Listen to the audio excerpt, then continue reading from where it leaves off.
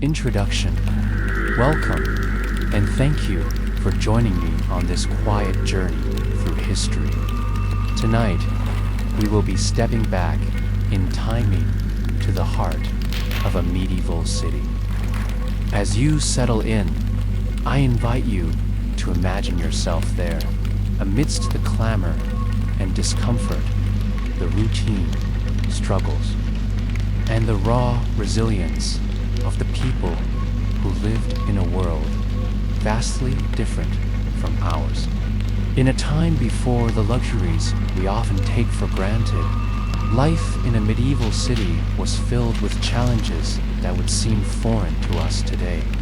Yet, within these very challenges were the rhythms of daily existence, a slow, enduring pace of life that carried its own stories of survival and strength. So, as you relax and unwind, let your mind wander into the streets of this distant past. Picture yourself walking along the cobbled roads under the dim light of torchlit streets. Feel the weight of the city around you and the stories it holds, hidden beneath layers of dust and time. Segment 1. Why it sucked to be a commoner in medieval times. Let us begin our journey by stepping into the shoes of the common people who lived in the bustling streets of a medieval city. Imagine yourself among them, not as a noble or knight, but as someone whose life is defined by hard work, little reward, and an unrelenting struggle against the elements and disease. The city, which may seem alive with activity at first glance, is, in reality, thick with the scent of damp earth, the acrid tang of waste, and the smoke of open fires. The air is heavy, and as you walk down the narrow streets, the cobblestones beneath your feet are worn smooth by centuries of footsteps. Horses and carts jostle past, their wheels creaking, and the calls of street vendors mix with the laughter and arguments of fellow citizens. Yet, amidst all this motion, you sense an underlying discomfort, a constant feeling of tightness and strain. Living as a commoner in medieval times was not the romanticized vision of knighthood or noble court that we often hear about. Instead, your daily life would be marked by hard labor, squalid conditions, and the omnipresent threat of disease. The hours stretch long, and rest is a luxury you seldom afford. Perhaps you work as a blacksmith, bending over a hot forge for hours, feeling the heat sear your skin and the ringing of hammer on metal filling your ears. Or maybe you are a tanner, constantly exposed to the stench of animal hides.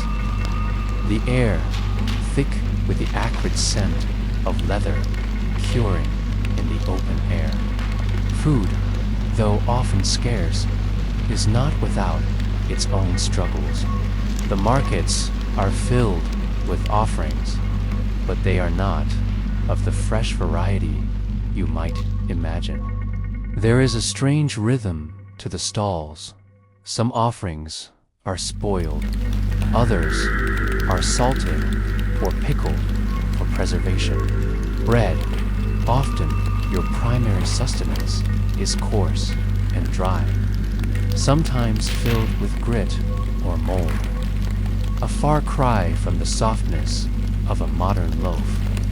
You might find yourself chewing slowly, the hard crust scraping against your gums as you work through your meager meal. The living conditions are far from ideal, Imagine your home small, dark, and cramped perhaps. Just one room, where the entire family sleeps, eats, and spends most of their waking hours.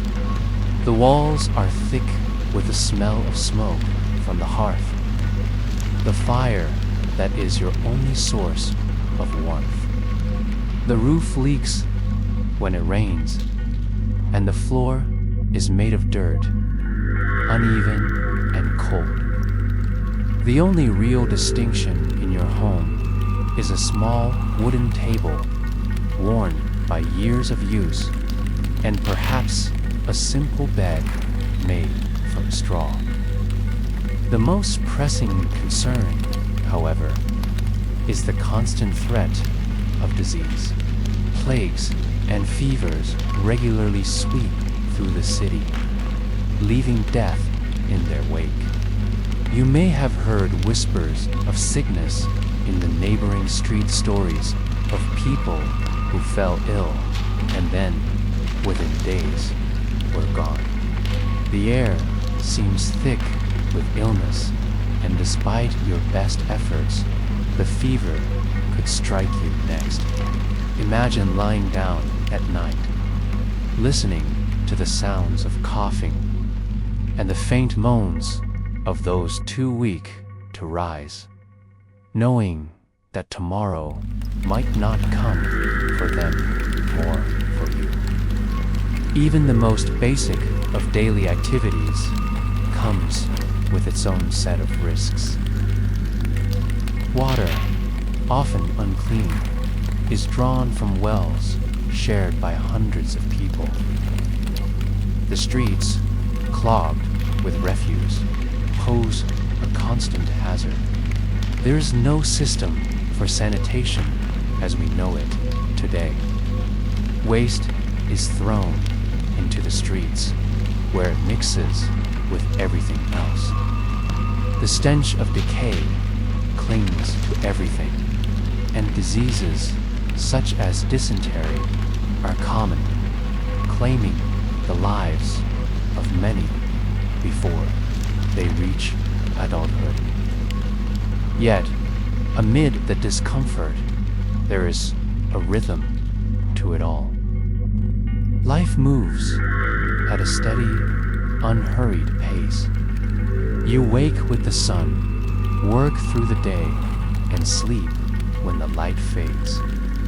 There is little room for indulgence or excess, but survival itself is its own kind of reward. The people here are tough, their bodies lean and their hands calloused from the work they do. They endure day after day through the relentless trials of their environment.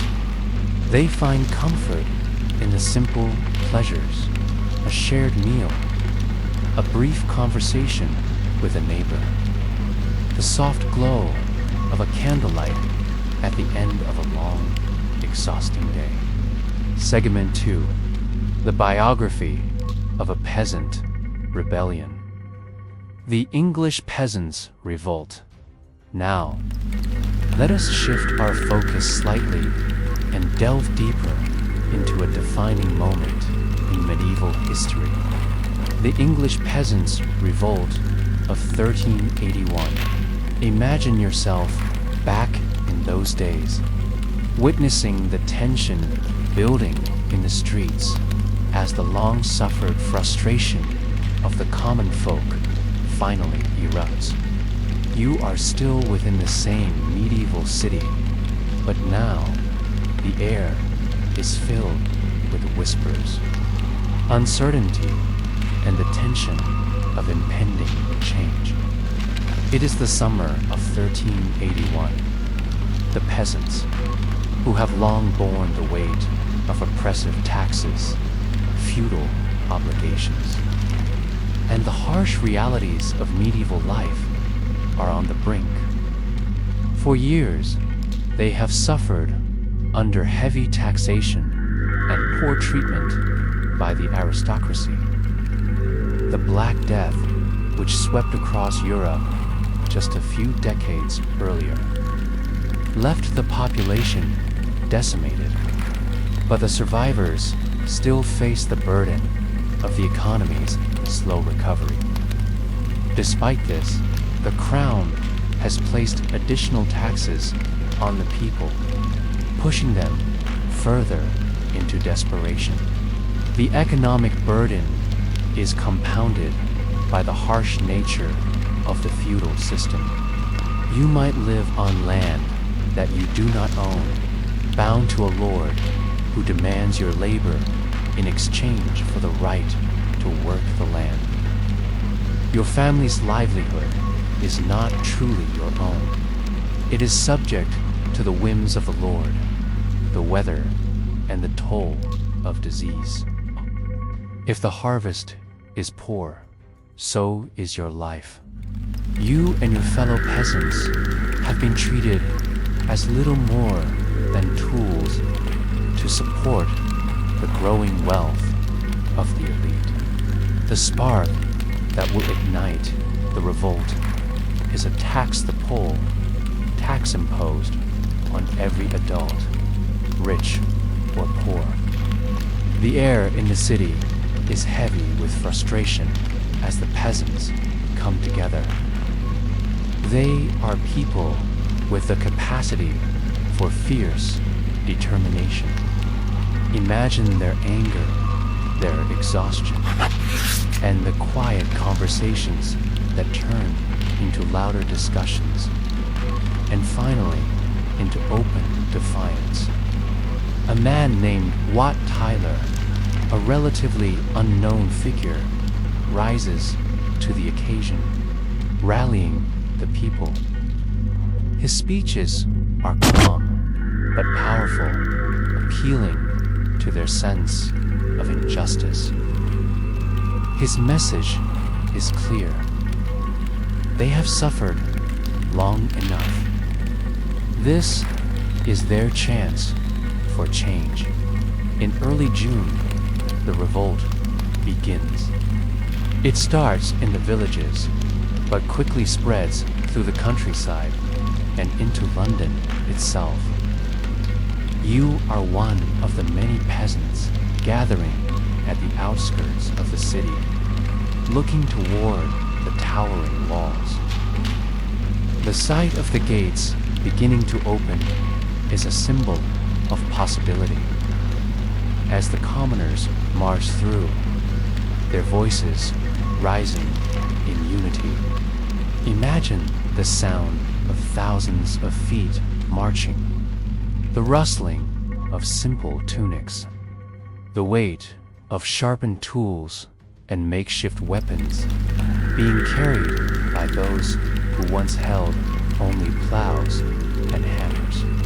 The peasants begin their march through London, and the city feels the tremors of their arrival. The marketplace, usually bustling with commerce, is now filled with angry chants. The elite are frightened, watching from behind the safety of their walls. But the peasants are not merely angry. They are organized. They target the symbols of authority, the homes of the wealthy, the gate of the ruling elite, and the tax collectors who have squeezed the life out of their villages. Soon, the city is in chaos. Yet, it is a strangely calm kind of chaos. There are no grand battles, no great noises of war, just a slow, relentless surge of discontent and demand. As the rebels reach the heart of London, they come face to face with King Richard II, the young monarch who, despite his youth, is already under immense pressure. The rebellion grows. In a tense moment, Tyler stands before the king, his words measured and bold. Tyler demands that the oppressive tax be lifted, that the feudal system be dismantled. Yet this is not the moment of victory that many might imagine. Tyler's death, struck down under mysterious circumstances, marks the turning point of the revolt. The peasants' resolve is shattered, and though the rebellion begins to fade, its message lingers in the air. The aftermath is complex. While the revolt fails to achieve its immediate goals, the pressure it placed on the ruling classes becomes undeniable. Over time, the tax is reduced, and some of the worst abuses of the feudal system are curtailed. The rebellion, though crushed, had left an indelible mark on the medieval world.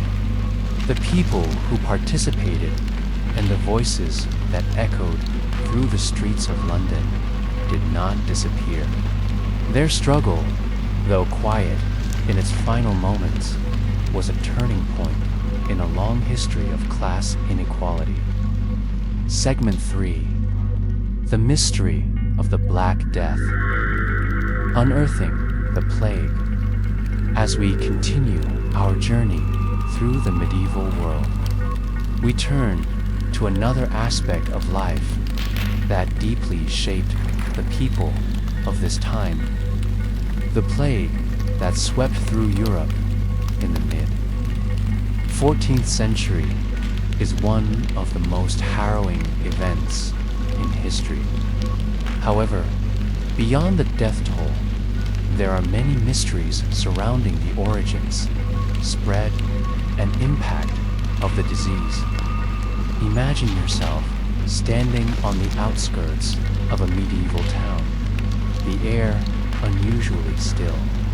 The first signs of the plague may have appeared as a few isolated cases, but soon there would be no hiding it. It arrived in Europe in 1347, carried by ships from the Black Sea, bringing with it an invisible terror.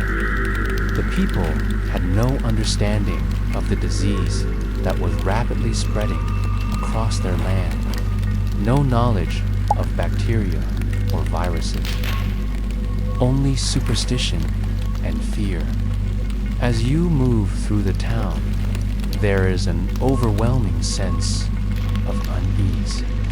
You hear hushed whispers of the disease, how it strikes suddenly with fever, chills, and dark swellings, buboes peering on the skin. The scent of death hangs heavy in the air, carried on the wind. Streets are abandoned. Homes are boarded up. And those who survive can do little more than wait. Pray and hope that the sickness does not claim them. The plague spreads at an astonishing rate, and before long, it seems as though there is no corner of Europe left untouched. It moves like a shadow through the towns, villages, and cities, claiming lives by the thousands, each victim falling silent and quick. Entire communities are wiped out, their homes and fields left to decay. The mystery of the plague lies not only in its brutality, but also in the strange questions it raised. What caused it? Was it divine punishment, as many believed, or was it something else? Modern science would later determine that the cause was the bacterium Yersinia pestis, carried by fleas that lived on rats. Yet, at the time, no one understood such things. The plague seemed an unstoppable force, a dark cloud descending upon the world. It would take centuries before the full scale of its devastation could be truly understood.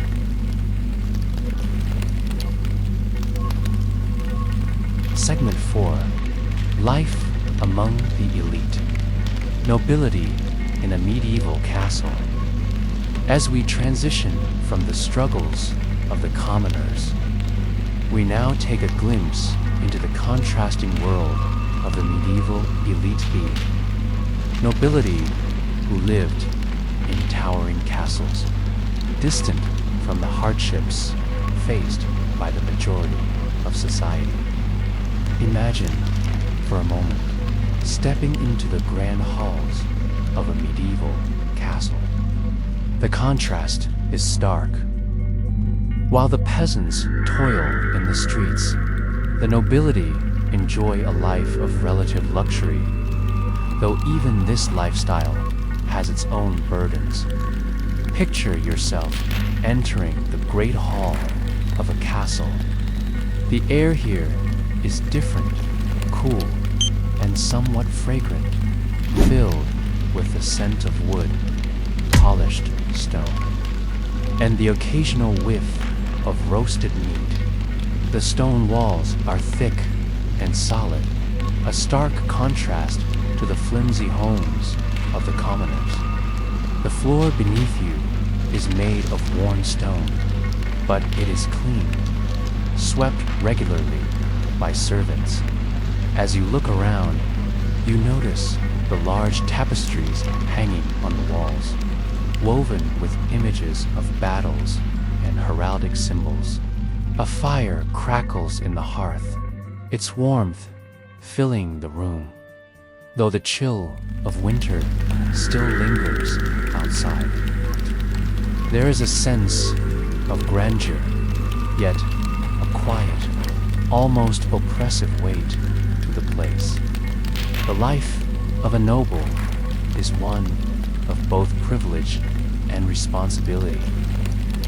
Imagine waking up in your chamber, not in a crowded bed shared with family members, but in a space where you can rest in solitude, surrounded by the warmth of thick blankets and the quiet luxury of carefully arranged furniture. You are attended to by servants who bring you fresh bread, meat, and foods that the peasants could only dream of tasting. But even as you enjoy these comforts, your responsibilities weigh on you. Your land requires careful management.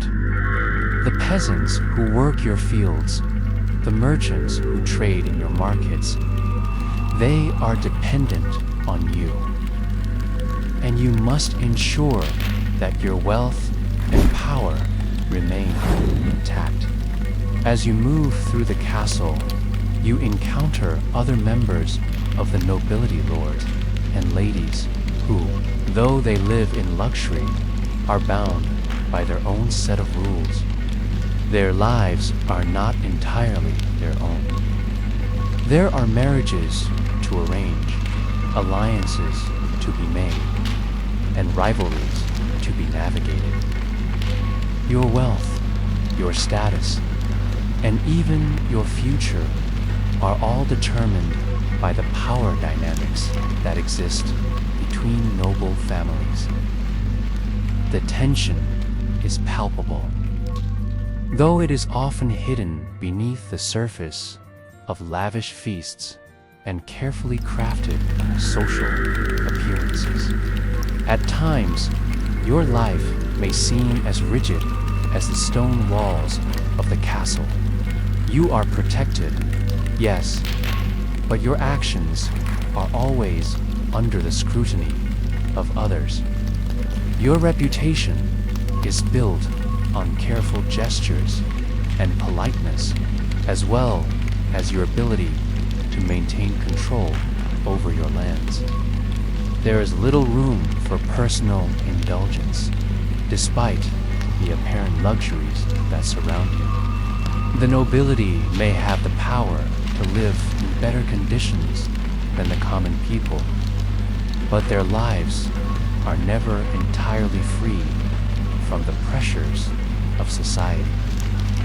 Yet, there are moments of leisure that break the monotony. Picture yourself attending a feast in the great hall with a long table laden with meat, bread, and fruits. The chatter of fellow nobles fills the air, their voices soft and measured. The sounds of eating blending with the faint music of a minstrel in the corner. The light from dozens of candles flickers in the dim hall, casting shadows across the stone. You sip wine from a goblet, and for a brief moment, you feel removed from the struggles outside, far from the squalor of the streets. You are part of a world that seems to stand outside the ordinary, untouched by the daily hardships that define life for so many. However, despite this luxury, the life of a noble is not without its own challenges. There are constant threats, both external and internal. The threat of rebellion from below, the political intrigues of rival families, and the need to constantly protect one's wealth and status. Power is fragile, and even the grandest castles can fall. The castles themselves are fortresses designed to withstand siege and attack. The thick stone walls, high towers, and drawbridges are not merely symbols of wealth. They are necessary protections. When war looms, the nobility retreat into these stone walls where they prepare for the inevitable conflict. The sounds of battle may seem distant, but they are never far from their minds. In times of peace, however, these same walls provide a sense of security and comfort, far removed from the world of the common people outside. The life of the medieval elite is one of contrast. On the surface, it appears rich and full of comfort. But beneath it lies a world of power, struggles, political maneuvering, and the weight of responsibility. The grandeur of the castle hides the complexities of noble life. Much like the lives of commoners are often hidden behind the bustle of medieval streets. Closing reflection. As we come to the end of this journey through medieval life, it is important to reflect on the contrasts we've encountered. From the harsh, grueling existence of the common folk in the streets, to the noble elites who lived behind the fortress walls. The medieval world was a place where survival and power were deeply intertwined. We have seen how people endured unimaginable hardships, how they fought for their survival and struggled to carve out a place for themselves in a world that was often unforgiving. Yet, we have also witnessed the privileges and challenges faced by those who held power, the delicate balance they maintained to preserve their status and influence. While much has changed since those days, the rhythms of life, the slow, steady pace of survival, the quiet determination to endure remain timeless. Perhaps, as you drift off to sleep tonight, you can carry with you the quiet resilience of those who lived in the past.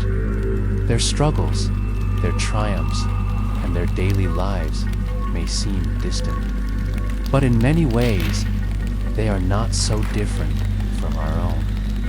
Now, as you relax further, let the memories of these long-ago days fade into the background, replaced by the peaceful silence of the present.